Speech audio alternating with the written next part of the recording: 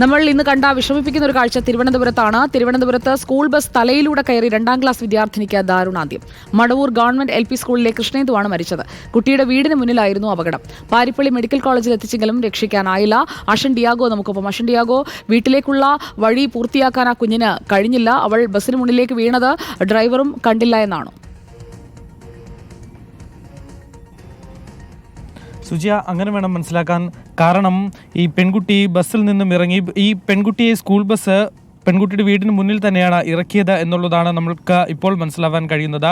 അവിടുത്തെ വാർഡ് മെമ്പറുമായി നമ്മൾ സംസാരിച്ചിരുന്നു. അദ്ദേഹം പറയുന്നത് പെൺകുട്ടിയെ വീടിന് മുന്നിൽ തന്നെയാണ് സ്ഥിരം ഇറക്കാറുള്ളത്. വീട്ടിൽ പെൺകുട്ടിയുടെ അച്ഛനും അമ്മയും ഉണ്ടാകാറില്ല. കാരണം പെൺകുട്ടിയുടെ അച്ഛൻ KSRTCയിലെ ഡ്രൈവറാണ്. അമ്മ തൊട്ടടുത്ത് തന്നെ ഒരു കടയിൽ സെയിൽസ് ഗേളായി വർക്ക് ചെയ്യുന്നുണ്ട്. ഈ പെൺകുട്ടിക്ക് ഒരു സഹോദരനാണ് ഉള്ളത്. അദ്ദേഹവും പ്ലസ് 1 വിദ്യാർത്ഥിയാണ്. അതുകൊണ്ട് തന്നെ സ്കൂളിൽ ആരും ഉണ്ടായിരുന്നില്ല. പതിവായി പെൺകുട്ടി വീട്ടിൽ ഇറങ്ങി തൊട്ടടുത്തുള്ള വല്യച്ഛൻ്റെ വീട്ടിലേക്ക് പോവുകയാണ് പതിവ്. അത്തരത്തിൽ ഇന്നും ഇതേപോലെ ബസ്സിൽ നിന്നും ഇറങ്ങി പെൺകുട്ടി സ്വന്തം വീടിന് മുന്നിലേക്ക് ഇറങ്ങുന്നു. അവിടെ ആളില്ലാത്തതിനാൽ വല്യച്ഛൻ്റെ വീട്ടിലേക്ക് മുന്നിലേക്ക് പോവുകയായിരുന്നു. ഈ പോകുന്ന സമയം പെൺകുട്ടി ഓടിയാണ് പോയിരുന്നത്. ഈ സമയത്ത് പെൺകുട്ടി അവിടെ ഉണ്ടായിരുന്ന ഒരു കല്ലിൽ തട്ടി ഈ ബസ്സിന് മുന്നിലേക്ക് വീഴുകയായിരുന്നു എന്നുള്ളതാണ് നമുക്ക് മനസ്സിലാക്കാൻ സാധിക്കുന്നതും.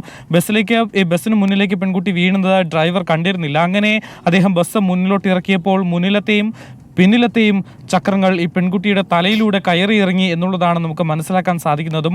അവിടെ ചില കേബിളുകൾ ഇത്തരത്തിൽ കുടുങ്ങിക്കിടപ്പുണ്ട്, അല്ലെങ്കിൽ തട്ടി വീഴാൻ സാധ്യതയുള്ള രീതിയിൽ കാണുന്നത് പോലെ ആ പച്ചില കിടക്കുന്നത് ആ കുഞ്ഞു വീണ ഇടത്താകണം. അവിടെയാണ്, വീട്ടിലേക്കുള്ള വഴിയിൽ വെച്ചാണ് ആ കുഞ്ഞിന്റെ ദാരുണാന്ത്യം സംഭവിച്ചത്. തിരുവനന്തപുരം മടവൂരിൽ.